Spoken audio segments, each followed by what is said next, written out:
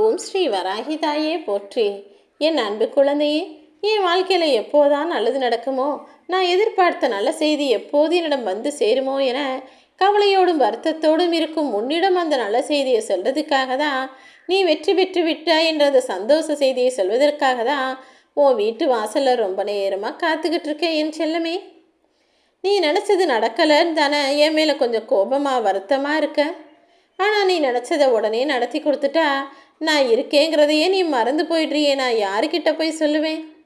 எனக்கு தெரியும் என் செல்லமே, யார் யாருக்கு என்னென்ன எப்போது தர வேண்டும் என்பது அவரவர் கர்ம வினைகளை பொறுத்தும் அவரவர் பாவ புண்ணியங்களை பொறுத்தும் அவங்கவங்களுக்கு சரியான நேரத்தில் சரியானதை நான் கொடுப்பேன். அப்படி உனக்கானதை முன்வசம் ஒப்படைப்பதற்காக தானே இப்போ உன்னை தேடி வந்திருக்கேன். யாரோ எதையோ சொன்னாங்கன்றதுக்காக உண்மையான மனிதர்களையும் உனக்கு உண்மையாக இருக்கக்கூடிய உறவுகளையும் நீ ஒருபோதும் இழந்து விடாதே. அப்புறம் கரப்பாம்பூச்சிக்கு பயந்து வீட்டை கொளுத்துன கதை மாதிரி ஆகிடும். ஒரு சில உறவுகள் முன்ன பின்ன இருக்க தான் செய்வாங்க. கெட்டதை செய்பவர்களாகவும் கெட்டதை நினைப்பவர்களாகவும் பொறாமை போட்டி குணம் கொண்டவர்களாகவும் இருக்கும் அந்த மனிதர்களிடம் நீ ஏன் போக வேண்டும்? அவர்களை பற்றி நீ ஏன் யோசிக்கணும்?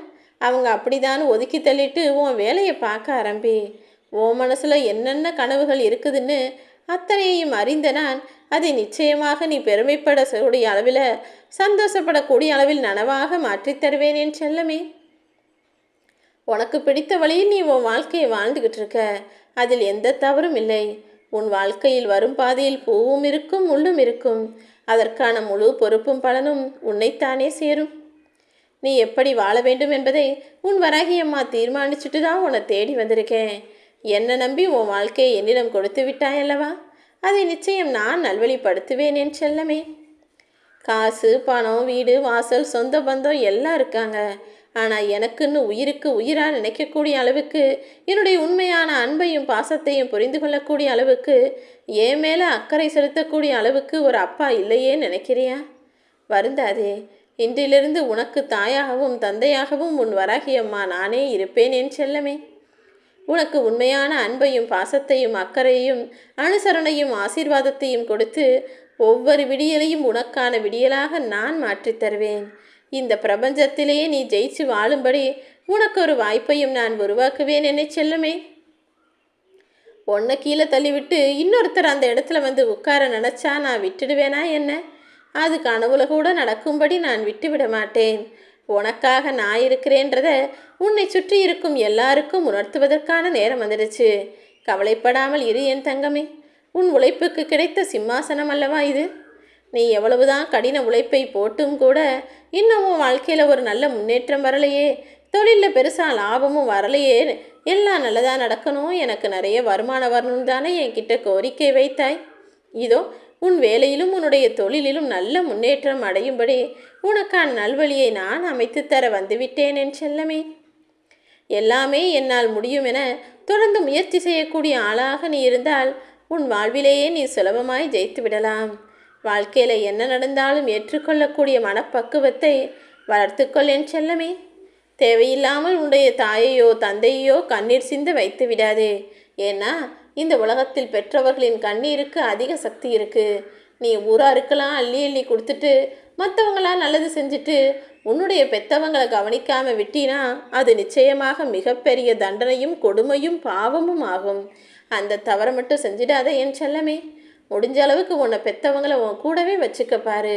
முடியாட்டினா கூடவும் அவங்களுக்கு எப்போதுமே நல்லது செய்யக்கூடிய அளவில் அவர்களுக்கு உன்னிடமிருந்து ஏதாவது கொடுக்கக்கூடிய வகையில் உன்னுடைய செயல்கள் இருக்கும்படி பார்த்துக்கொள் என் செல்லமே. முடிஞ்ச வரைக்கும் நீ நீதியான ஆளாக நேர்மையான ஆளாக தர்மத்தின் வழியில் செல்லக்கூடிய ஆளாக இருந்தால் அது உன் குடும்பத்தை எல்லா சிக்கலான காலகட்டத்திலிருந்தும் காப்பாற்றும். யாருக்குமே நம்பிக்கையான வார்த்தைகளை கொடுத்து ஏமாத்திடாத. ஏன்னா நம்பி ஏமாறும் வழி என்பது மரணத்தை விட கொடுமையானது அல்லவா? அம்மா வராகி தாயே, உங்களை தான் நான் நம்புகிறேன். தினமும் உங்களை வேண்டுறேன். என் வாழ்க்கைக்கு ஒரு விடிவு காலம் வராதான்னு உன்னுடைய வேண்டுதல்களை நினைத்து நீ வருத்தத்தோடு வாழ்ந்து கொண்டே இருந்தாயல்லவா? இதோ உன் கோரிக்கைகளை அறிந்த நான் எல்லாவற்றையும் நல்லதாய் நடத்தி கொடுக்க தயாராகிட்டேன். இரவுன்னு ஒன்று இருந்தால் நிச்சயம் பகலென ஒன்று இருக்கும் தானே? அதே போல உன் வாழ்க்கையில் அற்புதமான மாற்றங்கள் எல்லாம் வரப்போகிறது. தயாராக இரு. உன் வாழ்க்கையில் எது நடக்கணும்னு ஆசையோடு என்னை தேடி வந்தாயோ, என்னை வணங்க ஆரம்பிச்சியோ, அதை நிச்சயமாக கூடிய சீக்கிரம் நல்லபடியாக நடத்தி முடித்து உன்னை மகிழ்ச்சி அடைய செய்வேன் என் செல்லமே. நம்பிக்கையோடு இரு.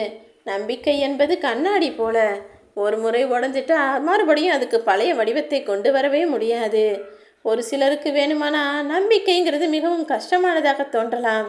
நானே இவ்வளோ வருத்தத்தில் இருக்கேன், இவ்வளோ வேதனையில் இருக்கேன், இவ்வளவு கஷ்டத்தில் இருக்கேன், இப்போ எப்படி என்னால் நம்பிக்கையோடு இருக்க முடியும்? அதான் நான் நினச்சது எதுவுமே நடக்கலையேன்னு அவநம்பிக்கையோடு பேசாதே என் செல்லமே. நேர்மையாகவும் நம்பிக்கையோடும் இருக்கும் உனக்கு அதற்குண்டான பலனை நான் நிச்சயமாக தரத்தான் போகிறேன். உன்னுடைய இரக்க குணமும் உன்னுடைய மனிதாபிமானமும் உன்னுடைய நல்ல மனசும் எனக்கு தெரியும். அப்புறம் ஏன் நீ தேவையில்லாமல் கவலைப்படுற? நீ என்னிடம் வைத்த நம்பிக்கையை விட பல மடங்கு அன்பையும் பாசத்தையும் அனுகிரகத்தையும் நான் உன்மேல் வைத்திருக்கிறேன் என்பதை உனக்கு உணர்த்துவதற்கான நேரம் வந்துடுச்சு.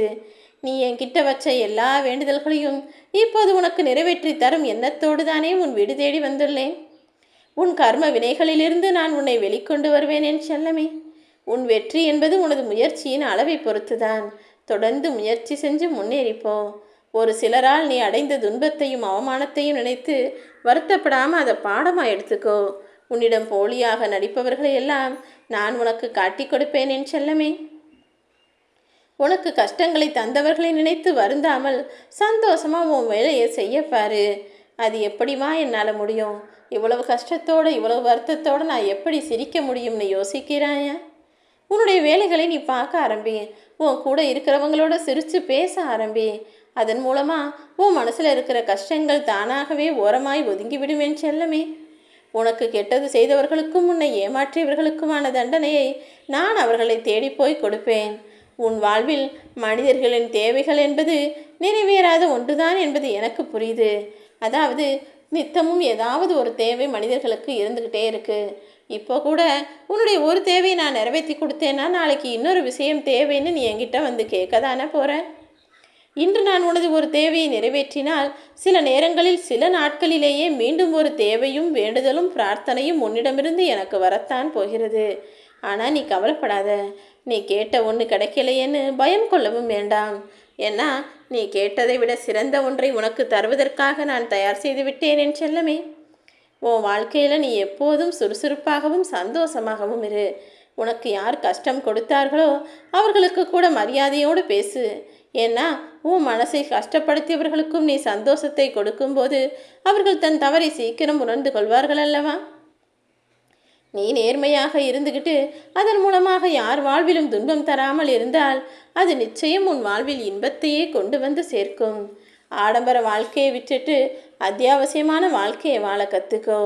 விரைவிலேயே உன் தேவைகள் எல்லாம் நிறைவேறி உன் கனவுகளை எல்லாம் பழிக்கச் செய்து உன் எண்ணங்களையும் நான் நிறைவேற்றுவேன் என் செல்லமே.